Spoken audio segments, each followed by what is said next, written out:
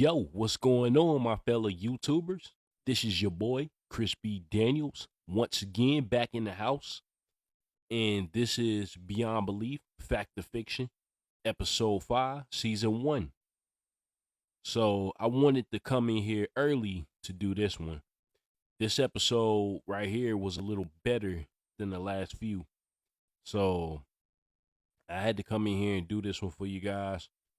Love my subscribers. So I wanted to do this early, like I said, but here we go. We're going to start off with story number 1, needlepoint. Um, this is about a lady. She's a secretary for, I guess he was a lawyer or some dude that was making, deals with people or whatever.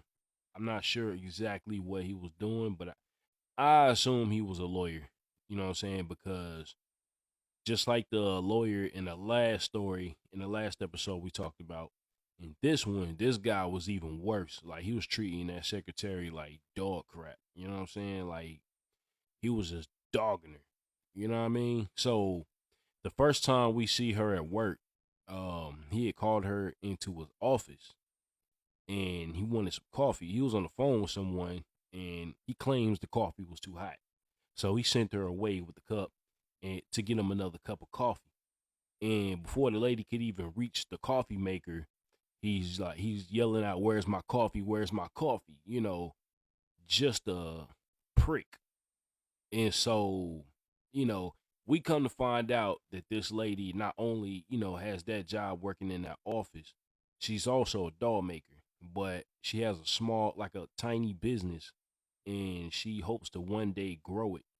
And so, you know, she's making like these little dolls out of these little canvases. So, her dolls were selling and they look pretty good too by the time she was done with them.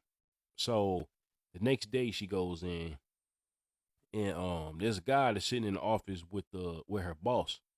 They talking and he was supposed to get some plane tickets to head off somewhere, but basically his secretary kind of exposed him.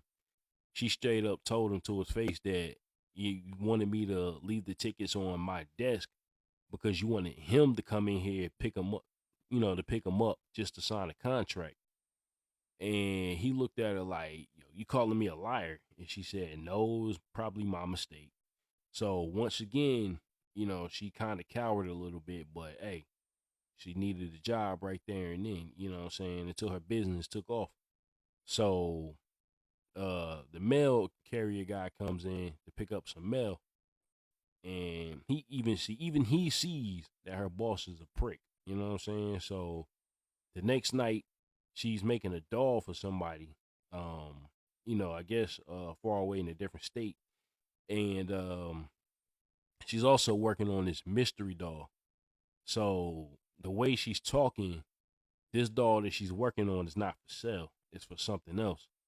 So the next day when she goes to work, her boss calls her into the office, after he gets off the phone with a client that he just lost.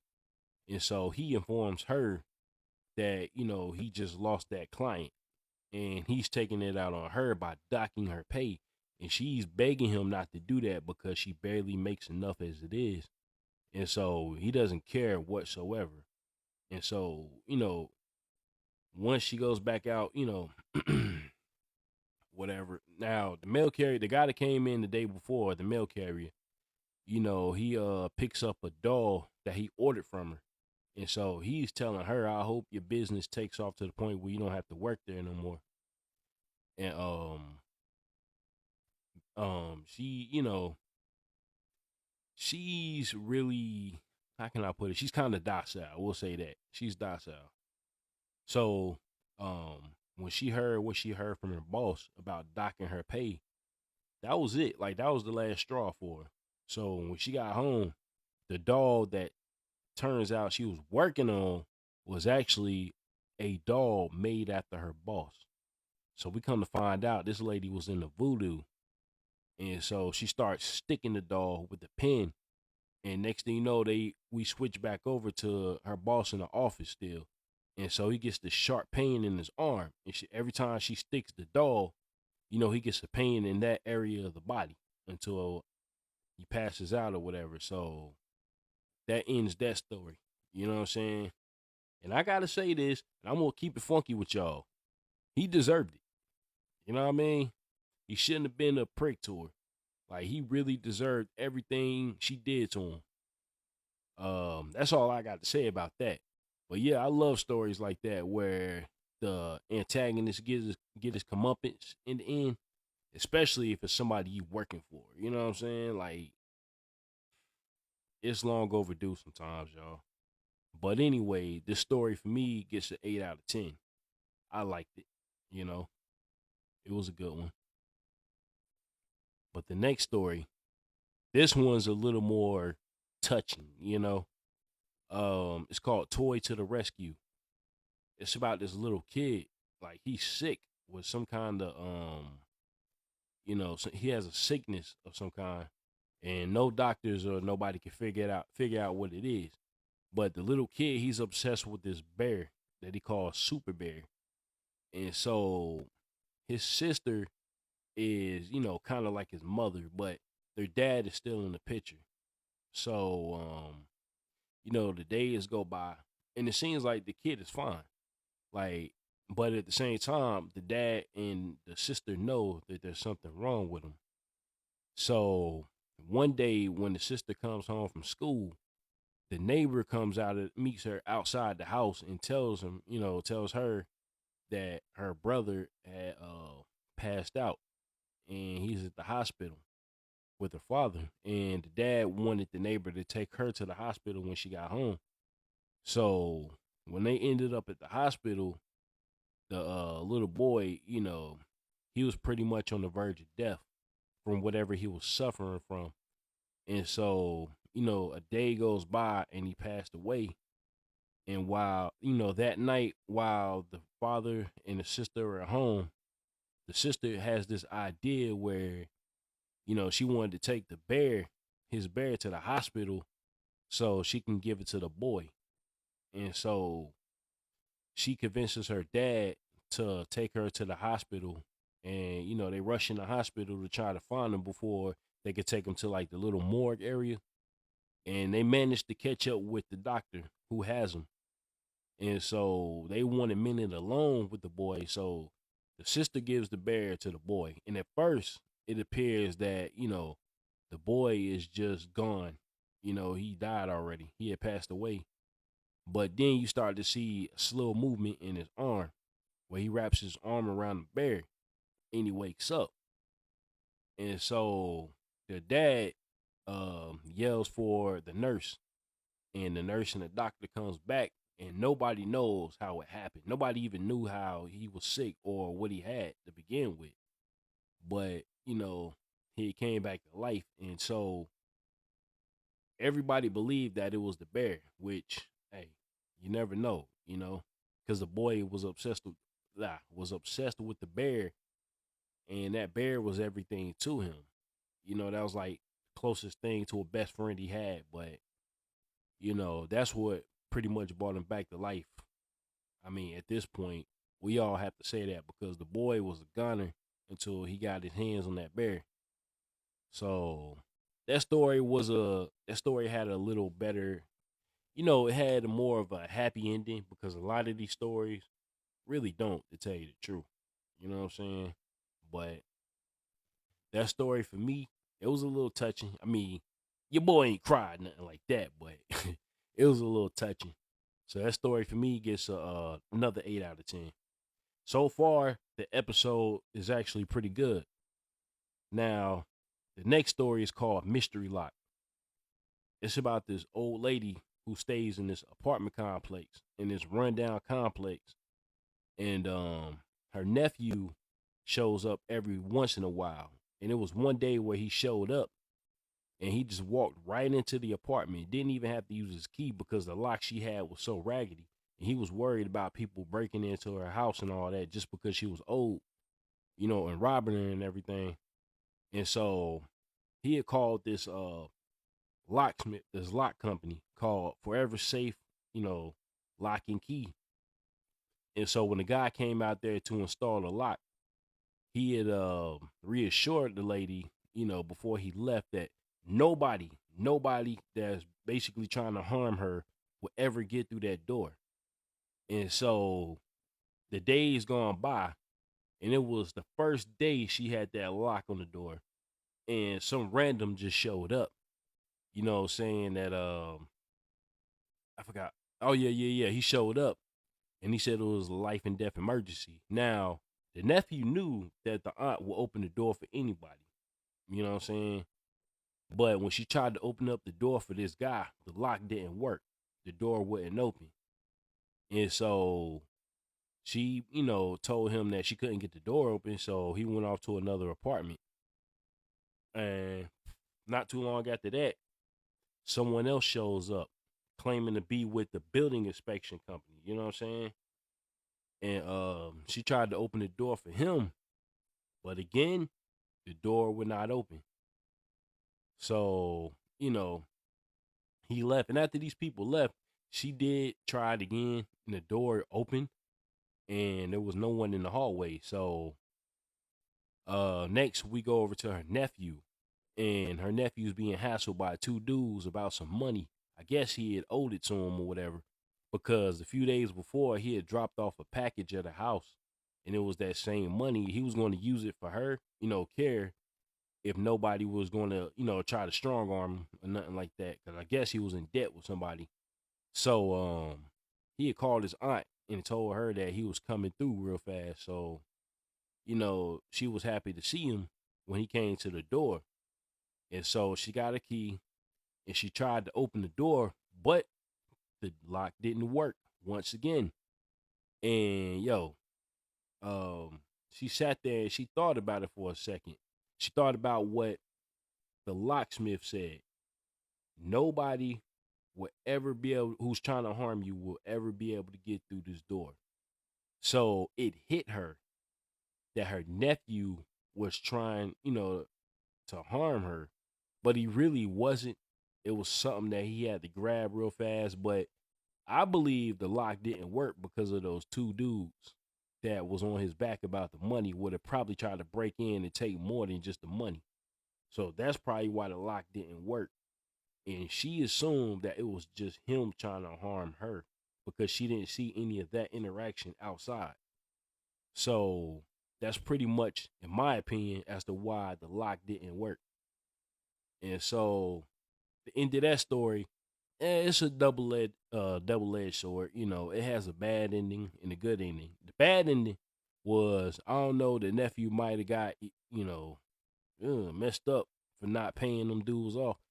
And the good ending was, the lady was safe and everything was fine. And she finally realized, what her nephew was trying to do. But for me, once again, this story gets a 8 out of 10. So far, this episode is great. So far, that's 3 stories in. And we're moving on to story number 4. It's called The House on Baker Street. So, in this story right here, it's about this teenage girl. She's kind of like a, rebel minded or whatever. And she's got like this boyfriend who's bad news and the parents don't like him. And so the dad, he's outside, you know what I'm saying? And he's telling her after he left that he doesn't want her hanging out with him too often, you know what I'm saying? Because he thinks that he's a bad influence on his daughter. So his daughter wasn't really feeling that, and she's trying to explain to him that, nah, he's okay, but, the dad knew that he stole a car, a while back, and that's how he got in trouble. And then she said that was a long time ago, he's changed. The typical words of a daughter trying to change a dad's mind. So, not too long after that, the daughter's out with this guy again, and she sneaks him into the house. And the dad is standing right there at the bottom of the stairs, and he flips the lights on, and he catches the two in the act. You know what I'm saying? And so he's yelling at her, and they're arguing, and he told the guy to stay away from his daughter permanently. And so the guy got fed up, and he left. and his daughter, you know, she was mad. She was mad as well. You know what I'm saying? So he told her to go upstairs. And next thing we know, we see somebody in the hoodie with kerosene, you know, pouring it all around the house, in the bushes and all of that, you know, getting ready to set the house on fire.